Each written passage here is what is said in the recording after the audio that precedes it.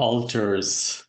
This is a really, really big one in the world at the moment. And for me, it's really to bring consciousness to where we're connected to an altar or where our ancestors are connected to an altar, where the collective's connected to an altar. It's about bringing consciousness to it. And consciousness to the altars you are connected to, and you don't realize that they are an altar even. So, what is an altar? An altar could be very, very simple. It could be even say, I don't know, I was a card reader and I believe I cannot read a person's system without the cards. And now I have made the cards the altar, and then the person coming to me has given the power to the altar. So I've given my power to the altar because I believe I cannot do the reading without the cards. And then the person coming to me also is giving the power to the altar because they believe that you cannot read them without the cards. So now that the deck of cards is getting power and you're losing power. So you are connecting, you're making it a false god. Now, for me, it's very important to know I don't need the cards and they're only a tool, but the answer is within me. And the problem with the systems of the world or the collective is that it's made on many altars and unknown altars, or people following unknowing altars.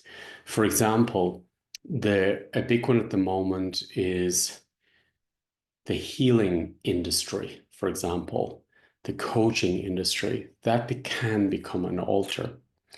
And someone can start off in a really, really pure way with great intentions. Now, Instagrams with the reels, with the stories, is forcing the person who has a good heart, good intention to produce systems like very, very fast. Recently, I was asked to prepare some work for putting it out for a conference, and I was told to do it in so many minutes. And I said, no, I'm not doing it. I will do it in my time when the system tells me the time, and I honor the system. I respect the system, so I will not do it in that limiting time because I know that a work needs to be honored, respected, and the timing needs to be respected. So it's, but it's tempting because you get a larger audience. So what happens is, for example, in social media, the influencer starts off with a really pure heart, really good intention. Now, the system is designed in a way that the platform is the altar that you must produce within the limits of time, your message, and regularly. So it's not coming organically, it's coming from a place of I need to keep my followers. So it's not coming from the heart, it's coming from the mind.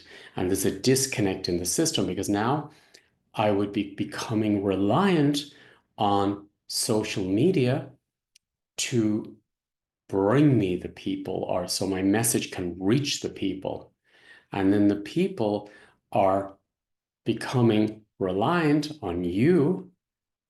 So you become the altar, but you've given the altar to the system of social media. And then you make the people the altar. So you're losing your purpose, you're losing your connection because your followers, because you believe that if I want to get my message out to the world, I must reach many people, which is true. But in reality, it's not true because it's about the quality of what you're delivering. And it can reach one person, but that one person could change millions of lives. So the universe works in very mysterious ways and reaches the right people at the right time. So, for example, a medicine could be an altar, seen as an altar as well. For if you feel, if you're reliant on a specific prescription, a drug, and you believe because the altar of the medicine and the medical system has made it an altar that you give your power of healing to this medicine. Now, this medicine can be great, it can help you, but if you see it as you need it in a way for your immune system to work, you're fragmenting the power of your immune system and you're giving power to that drug. And then the doctor also has no time to really sit with you. So then the doctor is also giving the alter to the drug. And then the money comes into the system because the bills, the insurance, the medical practice is very expensive. The spiritual industry, when you're sending out emails, when you're on platforms, it gets expensive. So then you have to maintain your lifestyle. So that is the trap in the system. Now, you may get someone coming along to you saying, I'll push you up the pyramid. And if that person is connected to a shadow altar, for example, and you merge with that altar, now that person has elevated you, but they've got it into your system. So the people who are bringing you up, because it is true, for example, if a lot of people pray for you, they're bringing you up, but that's clean. If they become reliant on you, dependent, should I say, for me, it's very important to find the people who are the real deal. And what I mean by that is they have worked the system information and the keys. There is a point where we need each other to see what I can't see, to bring information that I don't have, to bring information that I haven't got from my ancestors, for example. I need these systems around me or to feel where I can integrate that into my system. So, but it's always to make it your own, to accept it within your system as your own and make it in your own way so that you become the frequency of it, the vibration of it. For example, I'm here in Athens and I'm in very powerful sites of living information of different archetypes, for example. So this is a good example.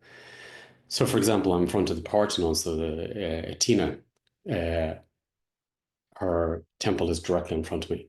So Athena for me is an archetype. Now, I could see her, like many people see her as a god, and I could worship her as a god. So for me, that's where it gets a little bit different because now I'm putting her on an altar. So for me, what I see her as is a field of living information, of codes, of a powerful mother, a powerful woman, the powerful feminine, a leader who can balance, bring justice, a leader who can support the male to be more in the male and the feelings, emotions, commerce, leadership, very much leadership. So for me, I see her as qualities, but I'm not making her my altar.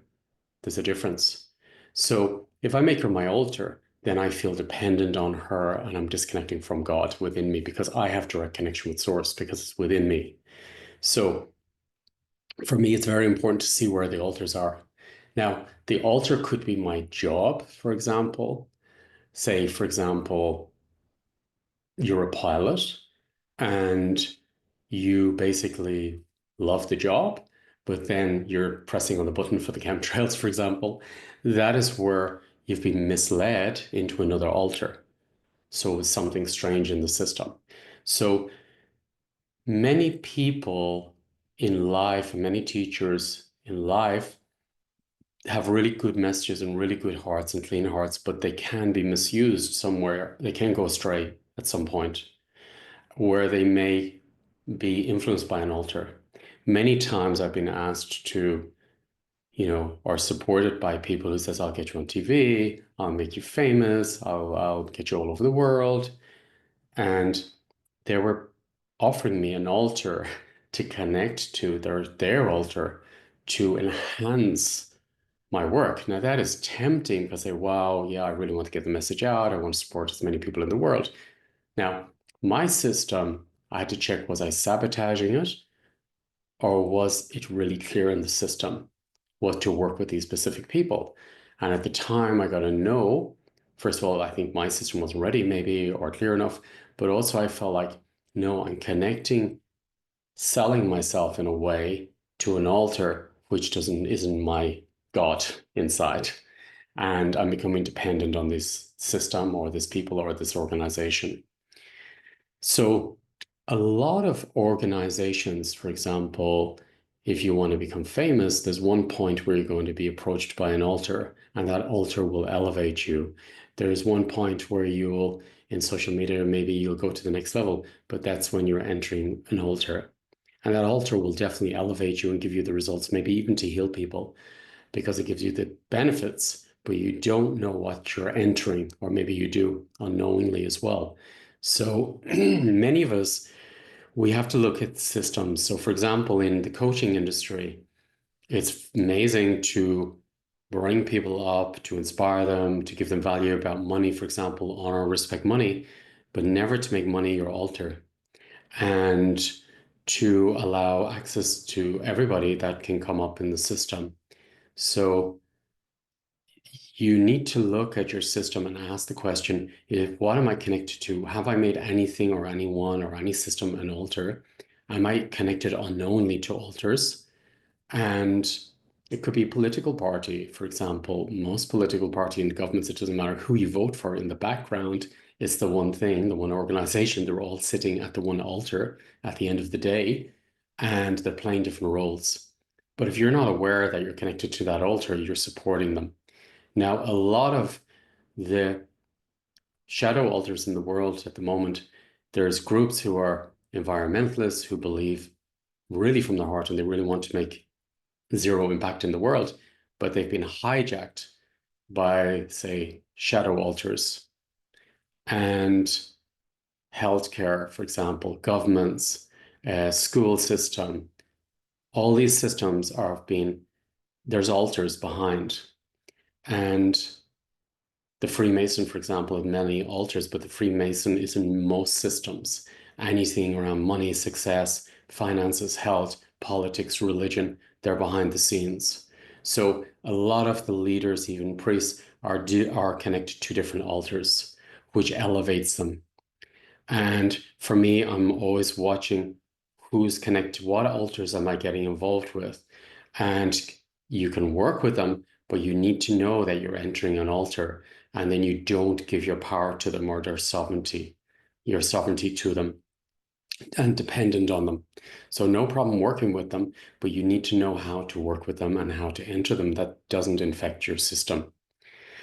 So for me, altars are really coming up in the world at the moment, and because it's a time that we recognize them and accept they're there, and then really go back into our purest essence of creation and see what organizations, a lot of organizations um, with human rights, orphanages, um, supporting charities, a lot of them behind there's a shadow altar in the system.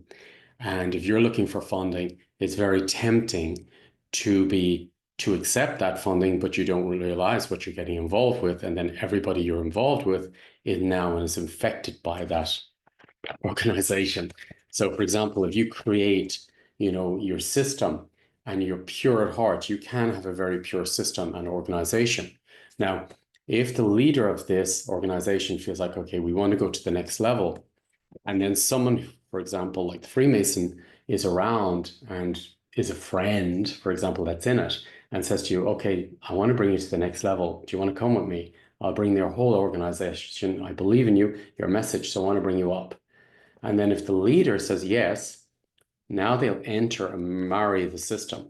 Now, the problem is if the leader enters the system, everyone else within the system now is infected too and is part of that system unknowingly. The ones at the top have drank at the table, but the rest don't know they're part of that altar.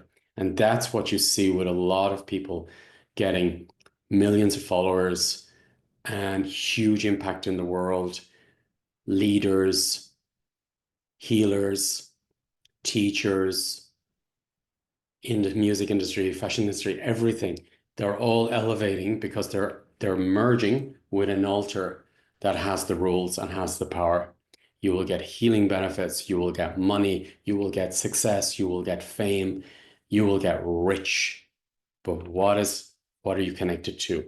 So for me, it's very important to realize, am I connected to an altar? What is an altar? What am I connected to? And why am I connected to it? And why do I need to be connected to it? Or else maybe it's useful, but I'm not going to give my power to that altar. So yeah, that's a little bit about altars. I'm going to work with this over the weekend and teach more about altars and then teach how to work with them in a clean way. And because they're everywhere, literally everywhere in life, and we should make them conscious in our system and come out of the systems.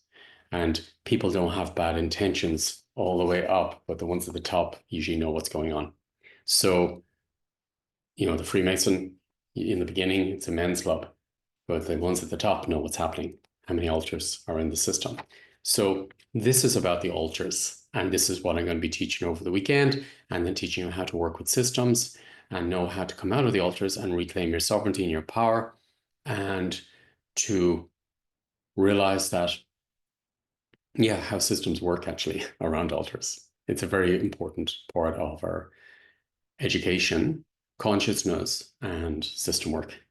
So yeah, if you want to be part of this, it's going to be a very educational, eye-opening aha webinar, I feel. Thank you.